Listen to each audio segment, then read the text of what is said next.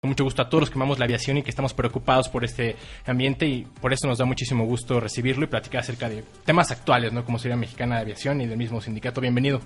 Gracias a ustedes, muy a gusto de estar aquí con estos jóvenes entusiastas y emprendedores. Muchas gracias por invitarme. Muchísimas gracias.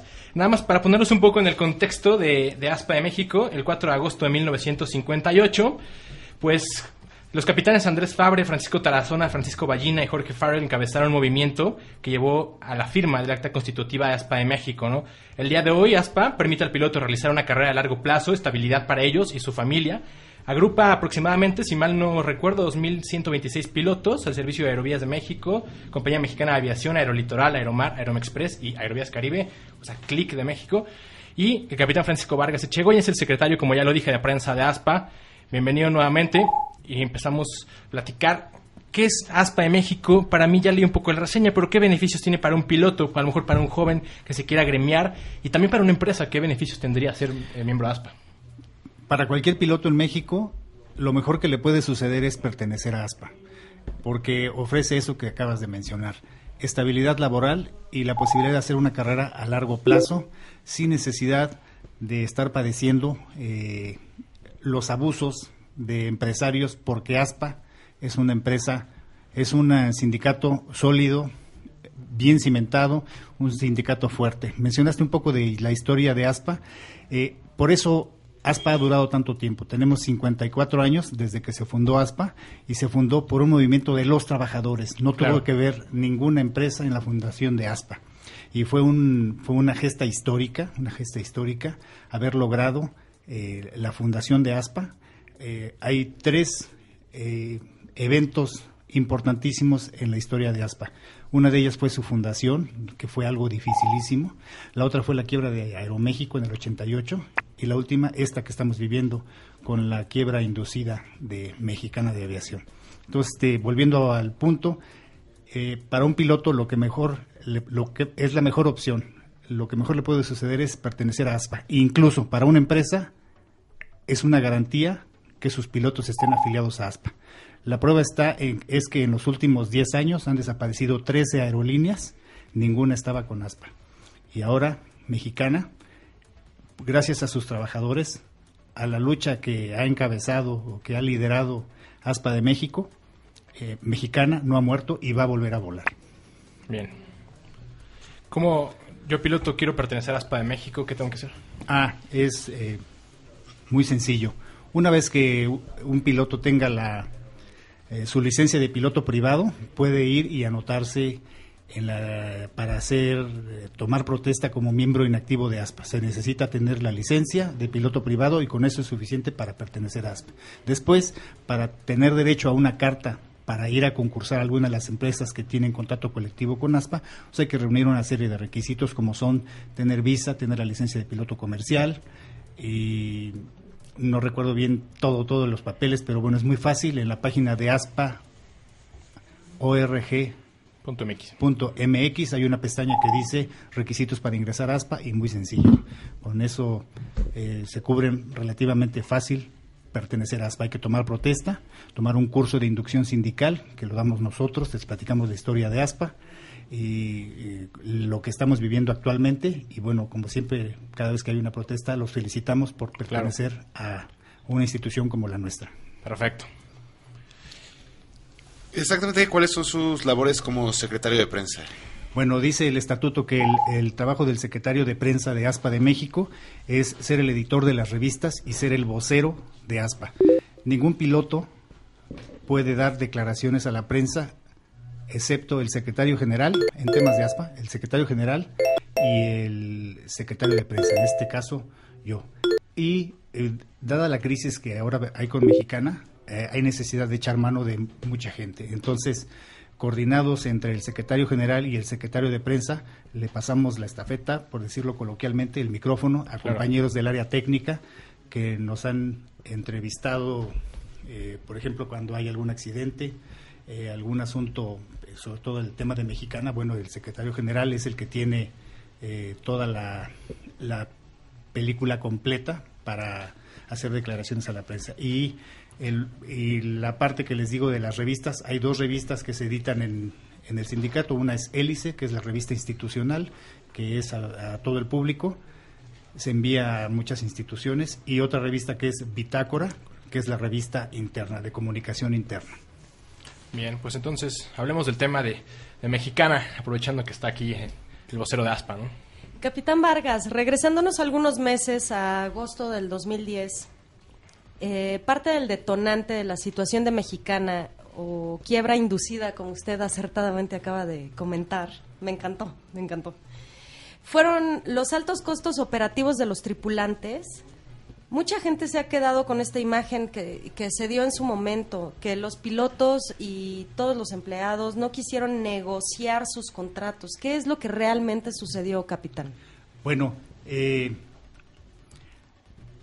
ese argumento de los altos costos operativos de los tripulantes fue un argumento mediático, o sea, era para desprestigiar a los tripulantes.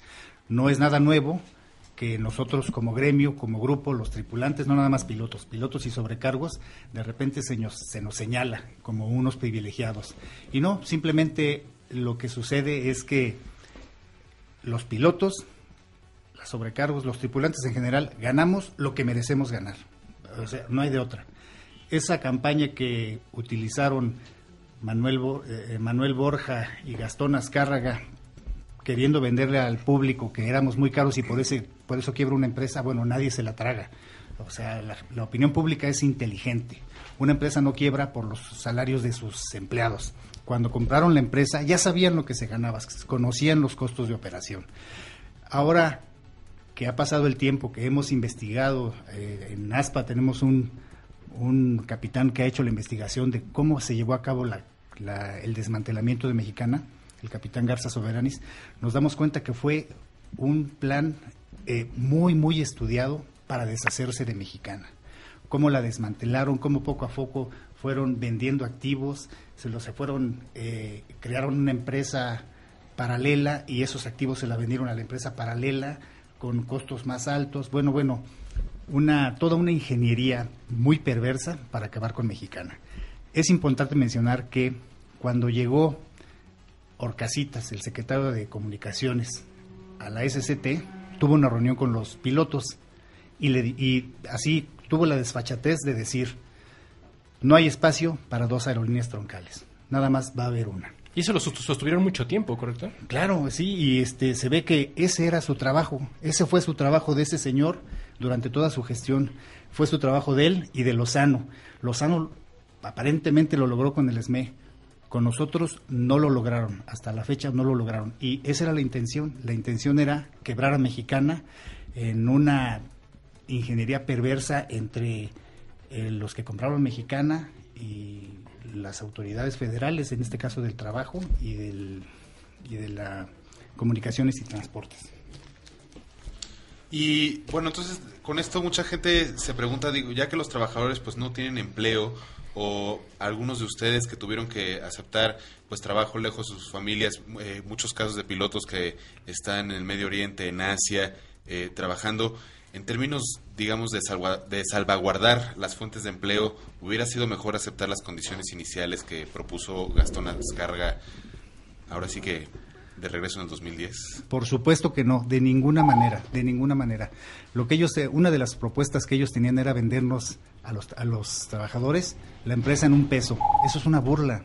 O sea, ¿cómo es posible, no? O sea, además de que se estaban burlando, era como la idea de el valor que le daban ellos a la empresa, venderla en $1. Otra condición que ponían era que ajustáramos nuestros contratos y aceptáramos una serie de convenios que a la larga tendían a que desaparecieran los sindicatos. Por supuesto que no lo íbamos a aceptar. Mucha gente dice, y qué bueno que lo digo aquí en los micrófonos, dice, es que ya hubieran aceptado la quiebra, que les den lo que les tengan que dar.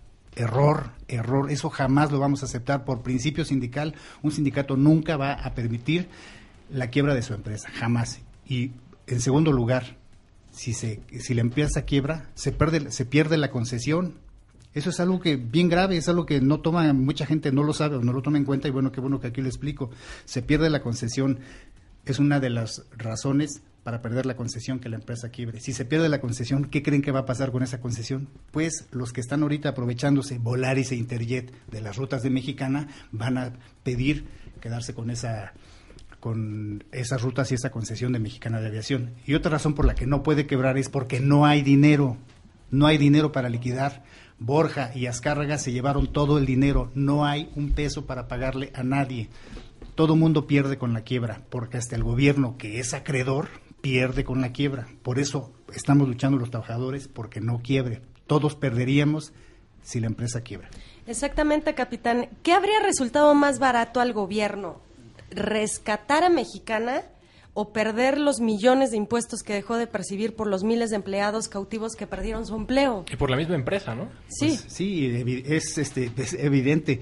La pérdida, el gran perdedor sería el gobierno, pero el perdedor absoluto sería el pueblo de México, porque al final de cuentas es una empresa que era de los mexicanos, estaba en el IPAP, dinero de los mexicanos, el gobierno la vendió muy barata a Gastón Azcárraga, y después resulta que la quiebran. El pueblo de México es el que perdería, el gran perdedor. Mencionas lo de los impuestos, se nos critica que porque tenemos sueldos altos. Pues qué bueno que en este país haya gente que gane bien y que esa gente paga impuestos, así como gana bien, paga buenos impuestos. Todo el mundo se beneficia el Seguro Social, se benefician las arcas de Hacienda.